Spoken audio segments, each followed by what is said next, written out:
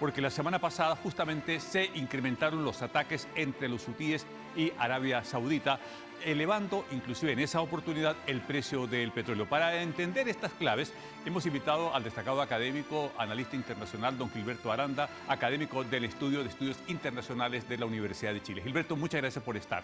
Muchas gracias a ustedes por invitarme. Muy buenos días. ¿Quiénes son los hutíes y cuál es la relevancia en este conflicto? Un grupo que se estructura a partir del año 90, que en lo que es toda la conflagración interna, la guerra civil en Yemen del año 2014-2015, toman posiciones, originalmente muy en contra del gobierno, posteriormente hay un pacto, pero claramente son de los aliados más importantes que tiene Irán. Yo diría que esta es una mesa de cuatro patas, ¿no? Está Irán, Hezbollah, Hamas y los hutíes. Esos cuatro grupos conforman lo que se llama el eje de la resistencia y en distintos momentos han hostilizado a Estados Unidos y sus aliados. Tienen una prédica antiimperialista, anti-estadounidense, anti-Israel, anti-sionista, pero sobre todo tiene una confrontación con lo que es el intento de primacía regional de Arabia Saudí, Bahrein, Emiratos Árabes Unidos, etc. ¿Por qué un movimiento árabe, yemenés árabe, por qué los hutíes aparecen tan cercanos ideológica, doctrinaria y, si se quiere, religiosamente con Irán?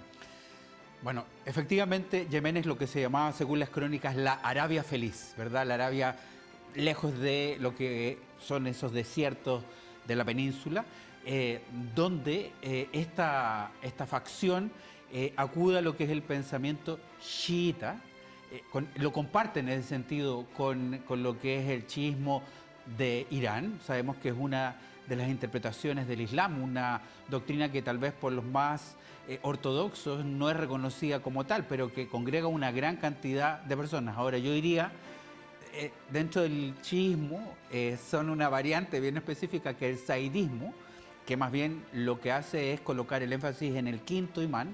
Tiene algunas diferencias con el pensamiento chiita tradicional de Teherán, pero en cualquier forma hay un reconocimiento al liderazgo político y religioso de los ayatolá y antes de eso lo que es el respeto al imamato. Una de las cosas que llama la atención, Gilberto, es que se conocen como los hutíes, pero esa es la chapa, porque su nombre real son los defensores de Dios, es decir, así se presentaron. Y su nombre lo heredan de su fundador, Hussein al-Hutí, y ellos, dirigidos hoy por el hermano de Hussein, que vamos a mostrar en la imagen a continuación un poco para ver el liderazgo que tienen los hutíes en Yemen y poder entender hacia qué están apostando. Este señor Abdemalek al-Hutí es el líder. Pocas veces sale, por supuesto que cuando en el Medio Oriente se ha decapitado a la mayoría de los líderes de estos movimientos, pues él tendrá que tener resguardo. Y esa visión político-religiosa, que no es mayoritaria en Yemen, el 60% profesa la línea del Islam, los sunitas, ¿puede uno asegurar que el territorio que ellos controlan los ubican como un actor relevante en todo el Medio Oriente o solo en Yemen del Sur? No, yo tengo la impresión de que al menos desde la guerra civil se han transformado en un actor de primera relevancia. Estamos hablando de un grupo que además por sus relaciones privilegiadas con Teherán se ha provisto de una serie de armamento que entiendo lo vamos a revisar y que muchas veces confronta y hostiliza con otros aliados occidentales en la región, particularmente Arabia Saudí.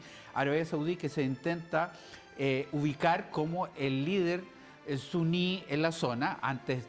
Hace años atrás algunos pensaban en Egipto, en otros momentos en Siria, Irak, pero claramente hoy día es Arabia Saudí el que intenta ser el líder de varios países del Islam suní tradicional. Luego, algunos de los que acompañan, fíjense usted, a Arabia Saudí como Bahrein, tiene una mayoría chiita, pero el gobierno lo ejercen los suníes. Esto es muy propio de la región. No siempre las mayorías poblacionales son los que dirigen el Estado y a una sociedad entera. Es lo que pasa con los hutíes, que son minoría, pero en el país, pero claramente tienen un papel cada vez más perfilado en la región.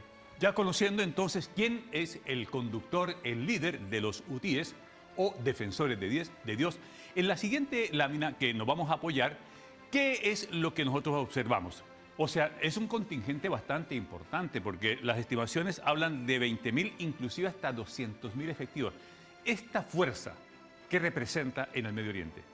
Bueno, es un número probablemente intermedio, ¿verdad? Podrían ser 100.000, 120.000, pero se trata de un grupo de combatientes armados con una serie de instrumentos que a través de lo que es el control de Sana, la provincia o la región muy al norte de Yemen, desempeñan un papel territorial muy relevante, además de situarse en un estrecho, vamos a verlo en unos minutos, que de alguna manera significa interrumpir o posibilitar lo que es la conexión entre la ruta más cercana entre Asia y Europa.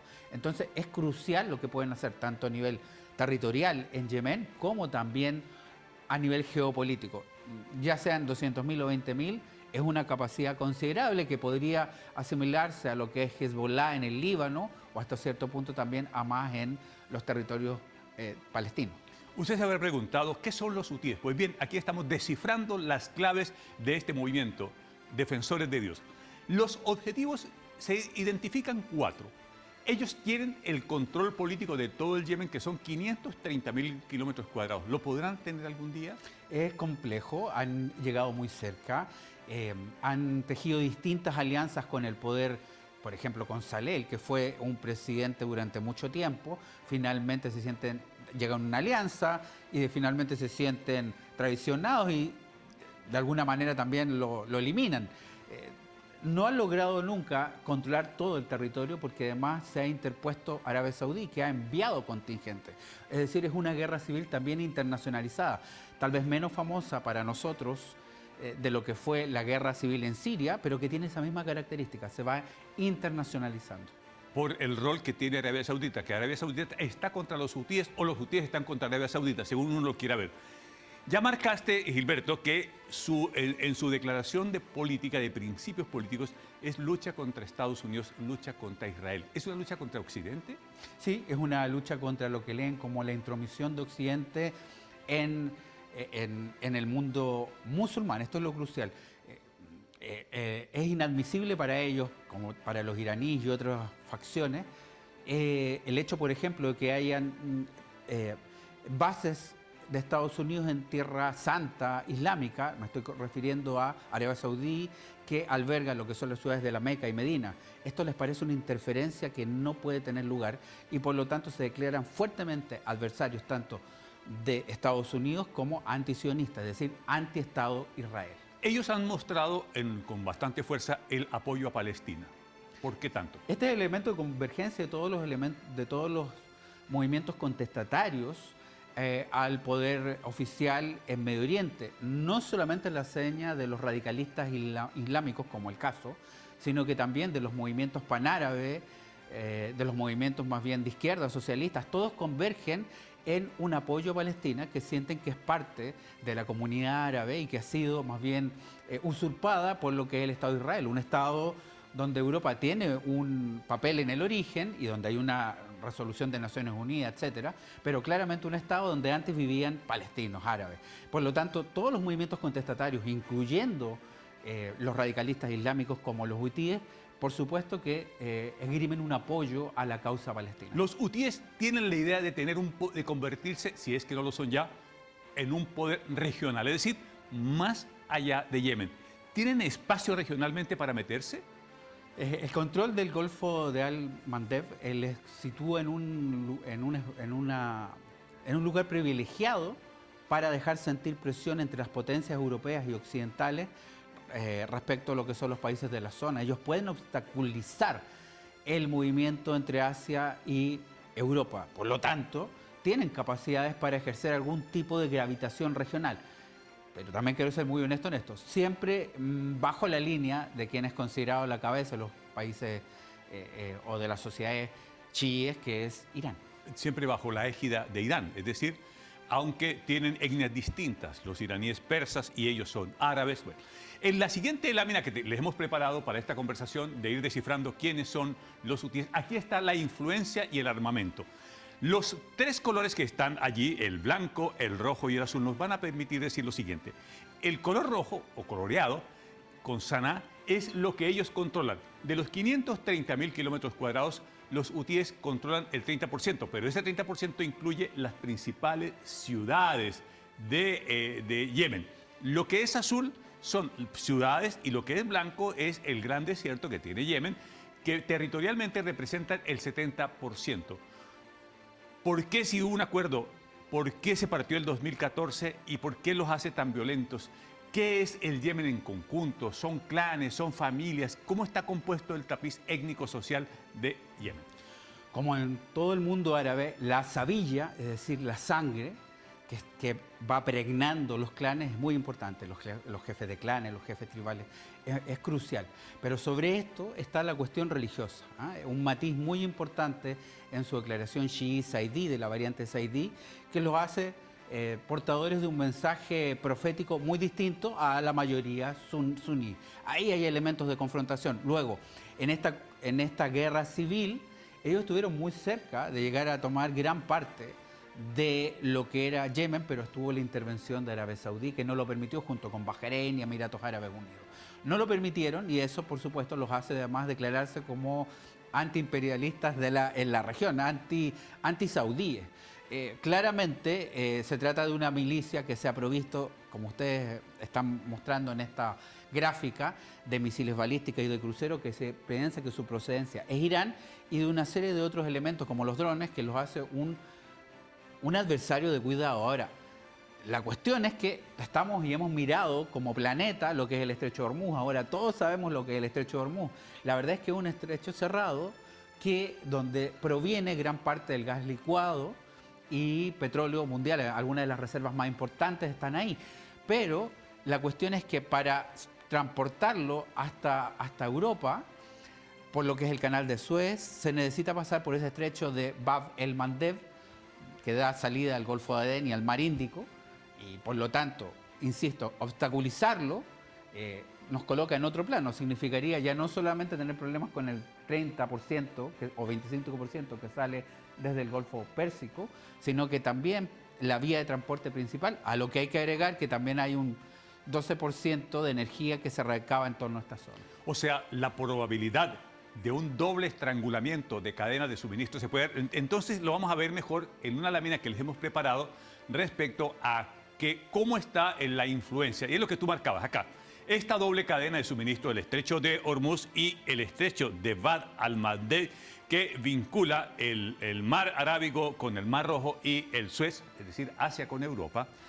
Pero la importancia además radica del 12% del petróleo, pero el 35% del comercio mundial. ¿Es posible que aquí lo que esté haciendo Irán es una amenaza para negociar rápidamente con Estados Unidos y decirle, mire, yo tengo dos llaves maestras, Hormuz y al-Mandeb? ¿Puede ser? Claro, o sea, la articulación y la apuesta iraní es sobre eso, de que hay compromisos con los hutíes en Yemen para que se acometa un doble estrangulamiento, como decía, bloqueo sobre estos estrechos y por lo tanto desloquen aún más lo que es la economía mundial. Como usted señala, lo azul marca las rutas marítimas. Fíjense la importancia de los oleoductos que también están en torno a esta zona.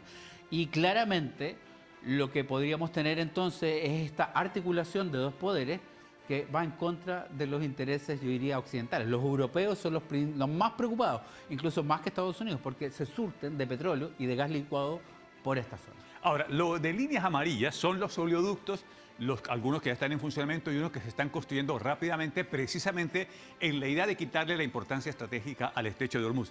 Sin embargo, quedan muy expuestos a los drones, a los misiles, para que fluya el petróleo sin pasar por el estrecho de Hormuz y sin el estrecho de al-Mandeb. Sí, más bien yo diría, los drones han probado que en una guerra asimétrica pueden enfrentarse y confrontar ejércitos provistas de los mejores cazas, de los F-15, F-16 más modernos. De alguna manera, no es que sean inutilizados, pero su poder se relativiza ante un dron que es mucho más barato, pero también muy efectivo. Entonces, provisto de esa tecnología, Irán ha hecho en algún momento también preocuparse a Occidente y a Estados Unidos, y claramente es lo que puede hacer también los hutíes. Como sabemos, al momento de emisión de este programa tenemos que el precio del petróleo vuelve a bajar, pero vamos a ver qué pasa en las próximas semanas. Hay un cierto paréntesis en la confrontación, pero todo me parece muy, muy revuelto.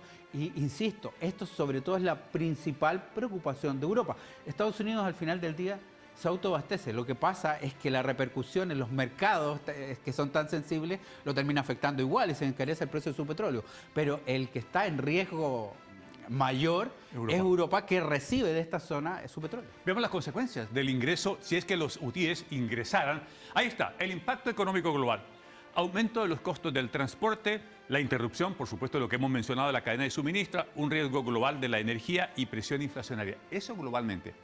Y regionalmente, ¿qué puede significar?